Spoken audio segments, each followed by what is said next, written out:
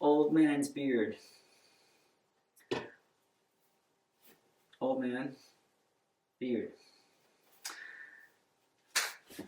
Folks, before I get into this, I want to welcome you firstly to my humble off-grid homestead in the forest on December the 7th today. And it's the day after a mini little snowstorm, and I will turn this around and I'll show you what outside looks like for those of you who don't get snow. But before that, let's get into this. I have a real treat for you today. Old man's beard, or Usnea, is a sort of a lichen, or it works in symbiotic with a lichen. They each do something for the other one, and they've been around for thousands of years, and they've been used for thousands of years, just like all other herbal medicine. But today they even use them in fast fat burning, whatever, capsules or lotions or whatever that you can get from over the counter, whatever, health food, or even maybe not necessarily health food sections. But these are what they look like naturally in nature, and this is what I have in my forest. And some of their uses, well, actually, before I tell you about some of the uses, I'll tell you that, disclosure, I'm not a physician or a naturopath or a holistic healer or any of that stuff. All I'm telling you, you really should go do your own research to find out what they're used for. But as this is the channel showcasing me and what I do here and how I live, I can only tell you about what I know. You're on your own for what you want to use it for.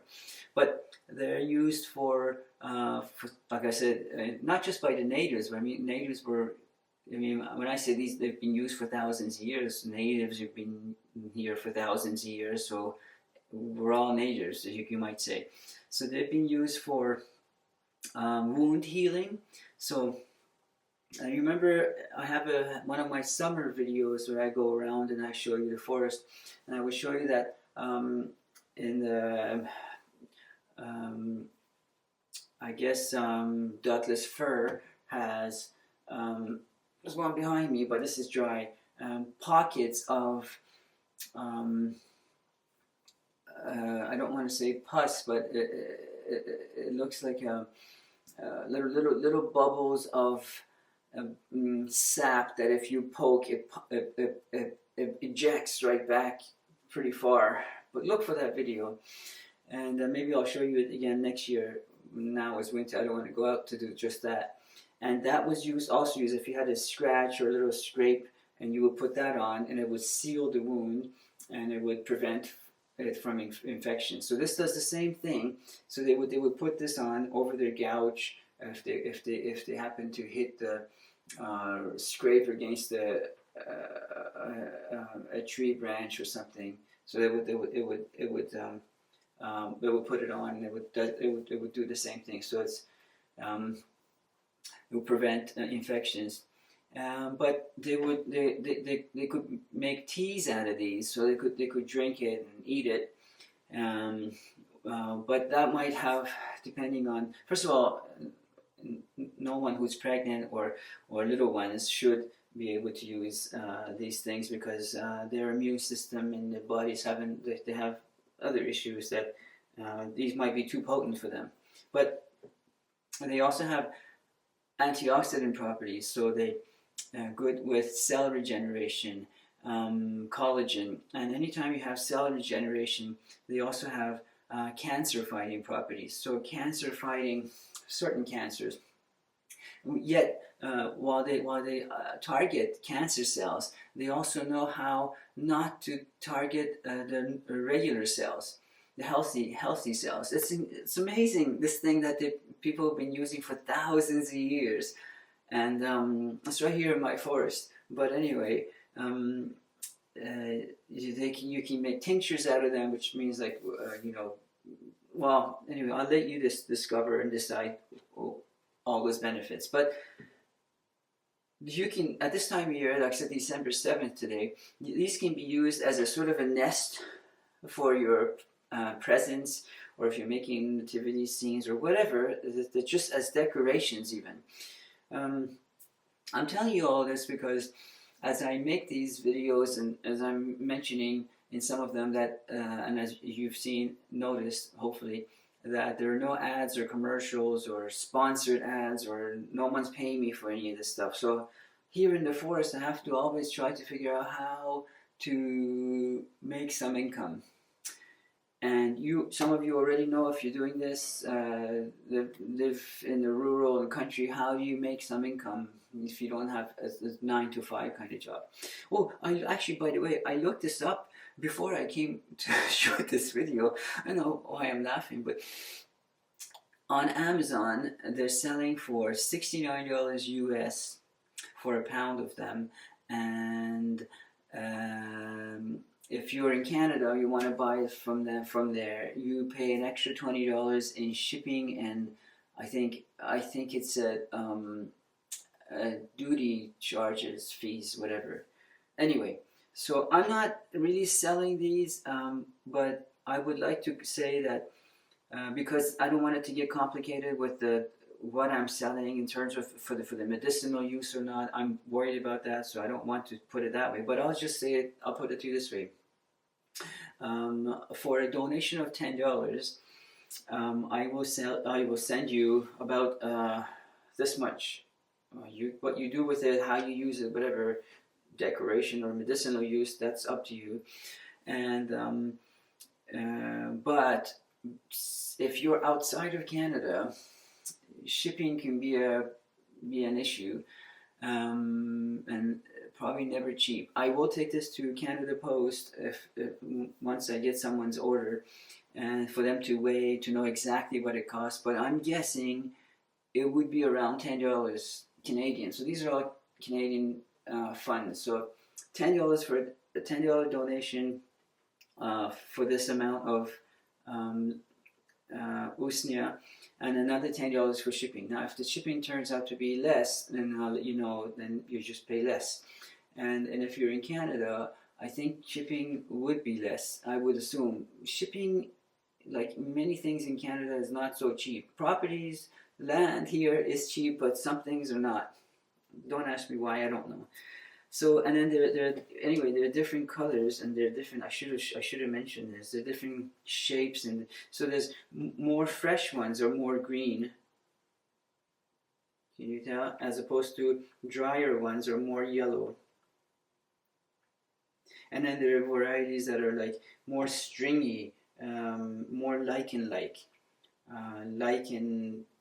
Anyway, you know what? Maybe I'll just pick that up and bring it over. Pick the camera up and bring it over for a little close up, so you can see what the heck I'm talking about. And then while I'm up, maybe I'll show you outside too. Okay. So.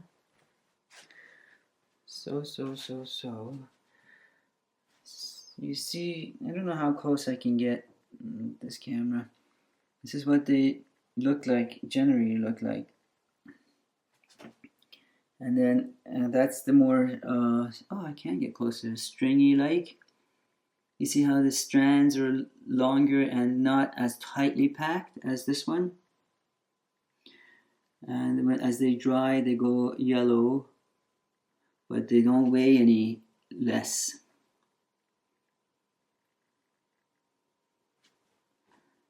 And the lighting is terrible. Oh, there's that lichen, actual lichen. Yeah, there it is. That, like I was saying, have a symbiotic relationship. Each one does something different for the other one. Yeah, so that's what they look like. They're very light. You know, of lichen family.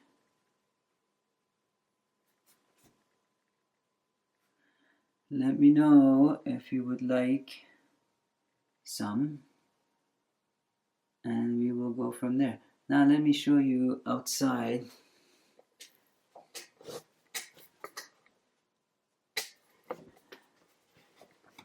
There's we have a circular driveway, so that's one part of it. And I did some shoveling. I don't know if it's visible, but I love that. The reason why the shadow of we're looking at the east side right now, so the sun's working its way towards south. I love the shadow of that blue shadow where normally would have been black shadow if there was no snow. So the black of the shadows start out as black because the sun's shining on the trees, but then once they hit the super white, super pristine snow that is white, that black and white give you that now light blue shade. It's almost like chemistry, but it's physics. It's nothing news made. Incredible. And then looking up, you see that ridge that I've sometimes talked about. It's about 1,000 to 2,000 feet higher elevation than we are even at. And continues there. Now we're on the east side, and we're looking at the east side now. The super blue sky today. And I don't know if you can see here. I'll try to zoom on this roof. This super sparkly. I don't know if you can see. I hope you can see, but I'm attracted to anything sparkly, glittery, shiny object. Well, that's it for here. I hope wherever you are, you have a nice and sunny day today. If you're off the grid, to charge your batteries, and if you're not off the grid, to charge your metaphoric soul on a day, calm, quiet, serene day like today. I don't know if this camera today was minus 15 Celsius in the morning with the wind chill. Well, we're into minus 20s, but I don't know what that translates to Fahrenheit. But it's so quiet and calm, and you can see the winds, the trees, nothing's moving. I don't know if this camera can handle the cold, but as I only have this one camera, I don't want to take a chance. But if I ever buy what they call, I guess, an action cam. I did have one before. It was not good. I had to return it. And the better ones, the gooder ones, cost more than I can afford. So, yeah. So with that, I will leave you. And if you like the snow, check out. I have other videos on snow days and around here. And I'll let you go, and I thank you for being here. Take good care of yourselves, folks. Bye for now.